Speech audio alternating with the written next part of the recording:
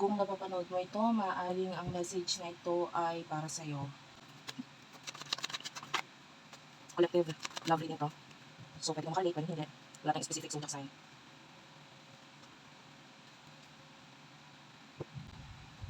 So, ito yung energy mo.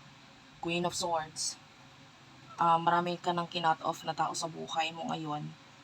At maaaring yung pagka-cut off dahil kasi ikaw ay naloko, nauto. The moon, may mga bagay na hindi sinabi sa'yo. No?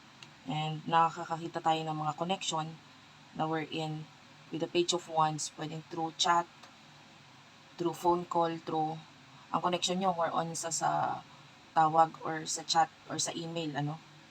Na nakakita ng mga pagtulong na ginagawa mo dito sa mga taong ito, whether ito ay kaibigan,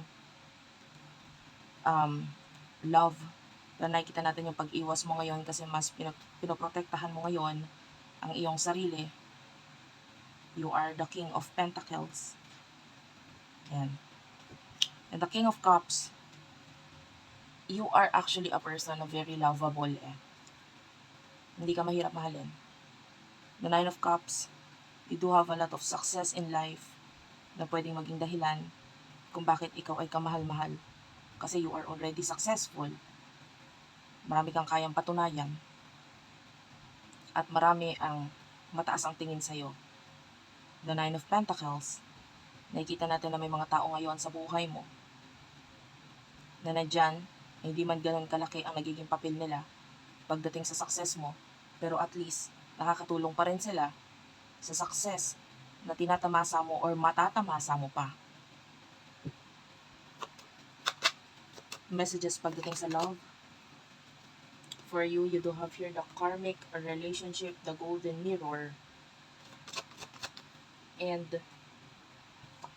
the last card is Axe. So, at the bottom of the deck, you do have your hammer.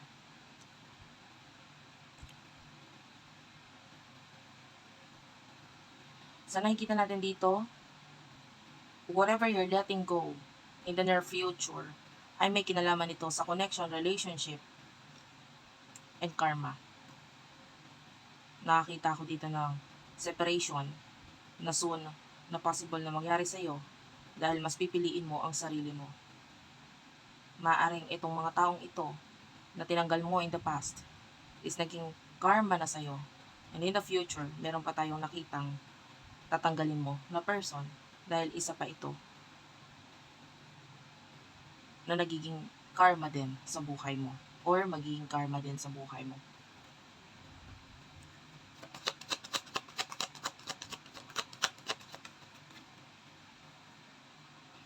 You do have here the addiction, keys on a ring, and twin flame.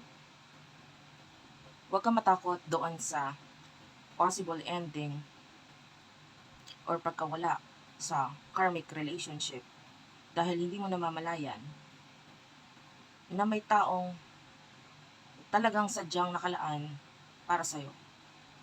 Twin flame is here, so this could be a twin flame. Kailangan nga lang ng desisyon mula sa'yo, mula sa connection na ito. And isa sa mga desisyon na ito ay ang makaalis sa mga kanya-kanyang karma ninyo. So hindi lang ikaw ang maaaring maka-experience ng karmic relationship dahil pati itong person na ito ay nakaka-experience din siya ng karmic relationship niya. And with the heart, with the key, the timing is perfect para sa inyong dalawa in the near future. The timing is right. Kung ano man yung mga nangyayari sa inyo, ay dapat lang ninyong ma-experience para matutunan ninyo yung mga lesson na dapat ninyong matutunan sa mundong ito.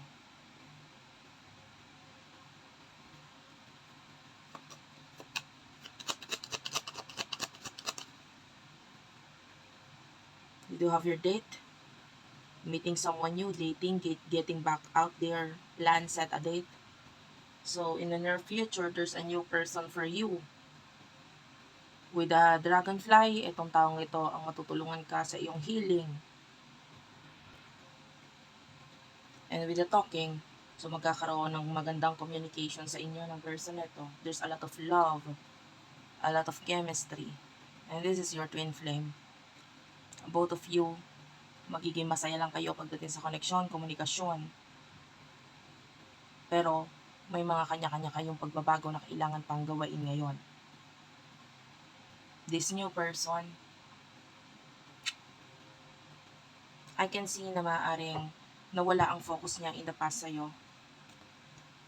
Nasasaktan siya eh. Nasaktan siya. With a heartbroken. Pero soon, the coffee cup, this is communication, conversation sa inyong dalawa. Once na mas nakafocus ka ngayon sa sarili mo, saka mo may experience yung happiness. Once you choose yourself, and the time na siya ay pupunta or babalik sa buhay mo, you have your hammer, may mga bagay kang nire-rebuild, inaayos sa buhay mo, na yun yung mas magiging dahilan para mas lalo kanyang gustuhin. Kasi the more you fix yourself, the more you try to love yourself and focus sa goals mo, the more na mas ma-attract mo yung taong ito. Maaaring that time, meron ka rin mga bagay na pinagdadaanan, which is ang pag-iwas sa isa pang tao, or nagkakaroon ng sabihin na nating separation with the karmic during the time na may pagkikita or pagkakaroon ng conversation, pag-uusap sa inyo. Either one of you or both of you ay nakaka-experience ng separation sa mga karmic relationships sa buhay ninyo. And a lot of transformation, malaking pagbabago ang hatid nito. Pero pagkatapos naman nito, there's a lot of love. Not only sa sarili, bagkus sa isa't isa with this twin flame, with your person. And magaganap na yung engagement ring, which is yung union, reconciliation sa inyo ng taong talagang dapat para sa'yo. Thank you for watching. I love you all and bye-bye. For those of you na gusto magpabook ng personal reading, pumunta ka na lang sa Facebook page namin, Madam P. TikTok shop namin, Unipri, UNIPRI. Diyan ka pwede maka-avail ng mga products sa amin. Kung gusto mo naman sa email, virgophilippines@gmail.com. Diyan kami pwedeng mag-accept ng personal reading. May mga admin ako na mag-a-assist sa inyo. Maraming salamat, ingat po kayo, and I hope na mag-iwan kayo ng comment sa baba. Malaking bagay sa akin. Again, I will end this video. I love you all. God bless and bye-bye.